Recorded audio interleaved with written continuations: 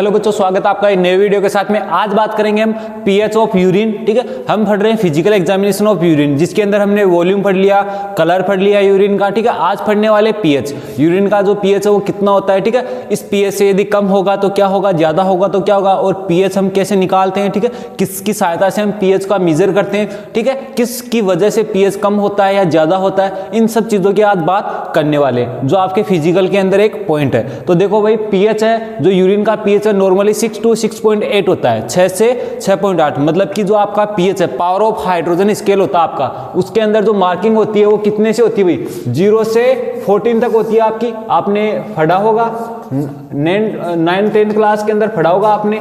ठीक है, जो ये 0 से 7 तक होता है वो होता है आपका एसिडिक मीडियम। ठीक है, अम्लीय। और जो 7 to 14 होता है वो होता है आपका एल्केलाइन या बेसिन। ठीक है, और जो 7 होता है वो होता है न्यूट्रल पॉइंट, उदासीन बिंदु। तो अब आपकी जो पीएच है यदि 7 से कम होगी तो एसिडिक कहलाएगी, और 7 से ज्यादा होगी वो एल्केलाइन कहलाएगी।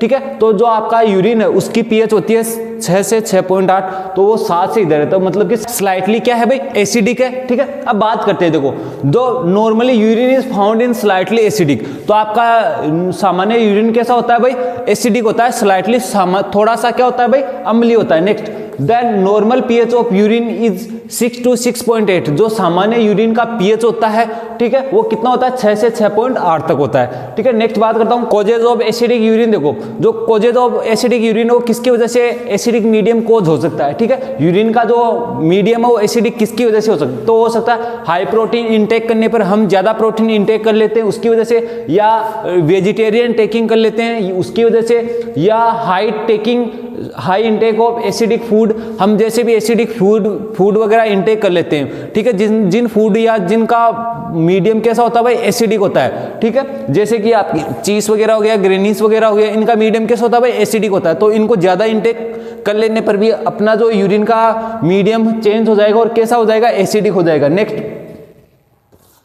Taking vegetarian diets. ठीक है, वेजिटेरियन डाइट्स लेने के ऊपर भी क्या हो सकता है भाई, एसिडिक मीडियम चेंज हो सकता है यूरिन का। नेक्स्ट देखो, कोजेज ऑफ एल्केलाइन यूरिन। ठीक है, एल्केलाइन यूरिन कैसे कोज होगा, ठीक है, तो ड्यू टू मिल्की और डेयरी प्रोडक्ट्स होगा। ठीक है, जो मिल्की और जो डेयरी प्रोडक्ट्स इंटेक्ट कर लेते हैं उनकी वजह से, due to taking of medications increase the pH of urine. जो कुछ दवाइयां ऐसी होती है जिनके लेने पर हमारा जो यूरिन का पीएच है वो कैसा हो जाता है भाई, एल्केलाइन हो जाता है। ठीक है, यानी कि उनका जो पीएच है वो 7 से बढ़ जाता है, 7 से भी ज्यादा हो जाता है। Next, UTI urine track infection की वजह से भी क्या हो जाता है भाई, जो यूरिन का पीएच है वो इंक्रीज हो जाता है। ठीक है, next, metabolic condition like renal tubular acidosis, RTA जिसे बोलते हैं आप लोग, उसकी वजह से भी जो मेटाबॉलिक कंडीशन है, ठीक है, वो न होने की वजह से भी आपका क्या हो सकता है भाई, क्या हो सकता है, यूरिन का जो पीएच है वो एल्केलाइन हो सकता है। नेक्स्ट भाई, आपका क्या होता है, डिहाइड्रेशन, बॉडी के अंदर फ्लूइड का जो वॉल्यूम है वो कम हो जाना। ठीक है, उसकी वजह से भी क्या हो सकता है भाई, आपका यूरिन का है वो क्या हो सकता है, एल्केलाइन मीडियम हो सकता है। अब बात करेंगे हम जो आपका यूरिन है उसका मेजरमेंट कैसे करें, तो हम मेजरमेंट करने के लिए लिटमस पेपर यूज करेंगे। ठीक है, जो आपने छोटी क्लास में पढ़ा है, लिटमस पेपर होता है, उसका जो डिप करेंगे फिर उसको निकाल के देखेंगे तो उसका कलर चेंज हो जाएगा। ठीक है, आपने पढ़ा होगा यदि आपका जो ब्लू कलर से रेड कलर में कन्वर्ट हो रहा है, यदि लिटमस पेपर ने आपका जो विलियन था, जो सॉल्यूशन था, उसके अंदर डिप किया, जैसे यूरिन का आपके पास सैंपल था, यदि और आपने क्या किया, लिटमस पेपर लिया और उसके अंदर डिप किया, यदि लिटमस पेपर का कलर है ब्लू से रेड में कन्वर्ट हो जाता है, तो भाई वो कैसा है भाई, वो यूरिन का सैंपल एसिडिक है। ठीक है, और यदि ये रेड से ब्लू हो जाता है तो वो कैसा है भाई, एल्केलाइन है। इसको याद रखने के लिए आप ये रख सकते हो अनिल। ठीक है, ठीक है, ऐसे अम्लीय, नी से नीला और ल से लाल। ठीक है, ऐसा आप रख सकते हो। ठीक है, हाँ, तो ये तो आप हो गया। और यदि लिटमस पेपर का कलर चेंज नहीं हो रहा है तो वो क्या है भाई, न्यूट्रल पॉइंट है, उदासीन है, वो जो यूरिन का सैंपल है वो। ठीक है, तो एनालिसिस ऑफ यूरिन पीएच। ठीक है, यूरिन की पीएच की एनालिसिस करेंगे, वही लिटमस पेपर वाला। तो देखो भाई, a litmus paper can be used for the detection of pH in urine. ठीक है, लिटमस पेपर को यूज किया जाता है किसके लिए भाई, डिटेक्शन, जानने के लिए of pH of urine, urine की पीएच जानने के लिए हम यूज कर सकते हैं। ठीक है, if a litmus paper is dip in a urine sample then litmus paper produce colour. यदि आप लिटमस पेपर को डिप करते हो इन यूरिन सैंपल के अंदर, ठीक है, तब आपका लिटमस पेपर है वो प्रोड्यूस करता है, कलर को प्रोड्यूस करता है, रंग को प्रोड्यूस करता है, रंग का निर्माण करता है। ठीक है, देखो यदि रंग कौन सा हो रहा है आपका, वही चीज, यदि कलर चेंज हो रहा है किसके अंदर, रेड के अंदर, तो कैसा होगा, एसिडिक होगा, और ब्लू के अंदर हो रहा है तो आपका एल्केलाइन होगा। तो देखो if litmus paper is convert in red colour, यदि आपका लिटमस पेपर है वो बदल रहा है रेड कलर के अंदर, तब वो क्या, that means the pH of urine acidic, तब उसका उस यूरिन का पीएच क्या होगा भाई, एसिडिक होगा। ठीक है।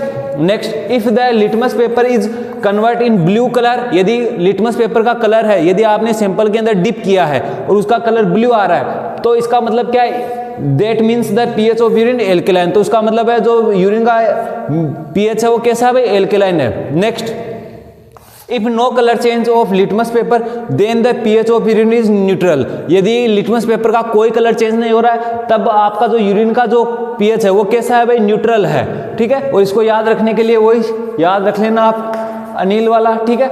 ऐसे अम्लीय मतलब एसिडिक है, और अम्लीय जो एसिडिक होता है क्या करता है, नीला जो ब्लू है उसको क्या कर देगा, लाल कर देगा, नीला से लाल कर देगा। ठीक है। हाँ, नेक्स्ट देखो अपीयरेंस, हम यूरिन की अपीयरेंस देखते हैं। नॉर्मली यूरिन इज क्लियर, जो यूरिन होता है वो क्लियर होता है। ठीक है।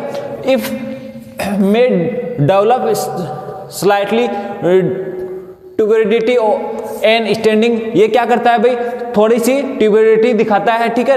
The presence of large number of bacteria can cause the turbidity of urine, जो इस यूरिन के अंदर है बड़ी संख्या में यदि बैक्टीरिया उपस्थित है तो वो क्या कर देता है भाई, ट्यूबरिडिटी यूरिन के अंदर कॉज कर देता है। The turbidity of urine is present of ureas, phosphate, carbonate, haematuria and chemicals, इनकी वजह से ये क्या होता है भाई, कॉज होता है। ठीक है। नेक्स्ट बात करता हूं मैं आपकी स्पेसिफिक ग्रेविटी की बात कर लेता हूं, स्पेसिफिक ग्रेविटी ऑफ यूरिन की बात कर लेता हूं। तो देखो भाई, the normal specific gravity of urine is 1.01 to 1.025 होती है। जो यूरिन की स्पेसिफिक ग्रेविटी होती है वो कितनी होती है भाई, 1.01 से 1.025 होती है। ठीक है। Next, the specific gravity of urine is depend on the quantity of urine, जो आपका यूरिन की स्पेसिफिक ग्रेविटी है वो डिपेंड करती है किसके ऊपर भाई, आपकी क्वांटिटी ऑफ यूरिन के ऊपर डिपेंड करती है। नेक्स्ट बात करता हूं, देखो इसी के अंदर causes of low specific gravity, आपकी लो स्पेसिफिक ग्रेविटी कैसे कॉज हो सकती है,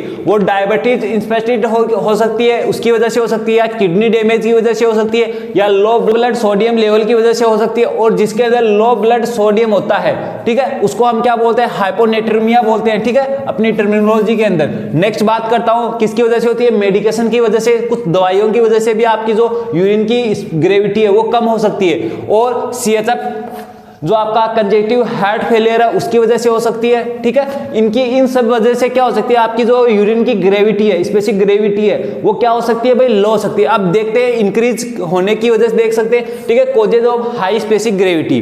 ठीक है, तो किसकी वजह से स्पेसिफिक ग्रेविटी वो हाई हो सकती है, तो देखो डायबिटीज मेलाइटस की वजह से हो सकती है, या हार्मोनल इश्यू हो किसी पेशेंट के अंदर, हार्मोनल कोस आपका मोस्टली रूप से एड्रेनलिन हार्मोन देखते हैं हम। ठीक है, और एक्सेसिव लॉस ऑफ वाटर, जिसके अंदर वाटर का ज्यादा अमाउंट में लॉस हो जाए, उसके अंदर भी क्या होगा भाई, जो यूरिन की ग्रेविटी होगी, स्पेसिफिक ग्रेविटी होगी, वो क्या होगी, ज्यादा होगी।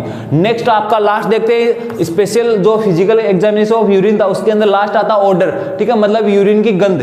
ठीक है, तो देखो भाई, normally urine has aromatic order, जो सामान्य यूरिन का गंध होता है वो कैसा होता है भाई, खुशबूदार होता है। ठीक है, एरोमेटिक ऑर्डर होता है। नेक्स्ट देखो, it has a fruity odour in diabetes, यदि यूरिन के अंदर फ्रूटी कलर की स्मेल्स आ रही है, ठीक है, ये गंध आ रही है, तो उसका मतलब है उस पेशेंट के अंदर डायबिटीज हो सकती है, डायबिटीज मेलाइटस हो सकता है। Next, it has found a foul smelling due to presence of urinary tract infection, यदि फॉल मतलब दुर्गंध, यदि इसके अंदर यूरिन के अंदर दुर्गंध आ रही है, ठीक है, फॉल स्मेल आ रही है, तो वो किसकी वजह से आ सकती है, presence of urinary tract infection की वजह से आ सकती है। ठीक है, आपका तो ये आपका होता है फिजिकल एग्जामिनेशन ऑफ यूरिन। अब नेक्स्ट बात करेंगे हम आपका जो केमिकल एग्जामिनेशन और बायोलॉजिकल एग्जामिनेशन, उनकी बात करेंगे नेक्स्ट वीडियो के अंदर।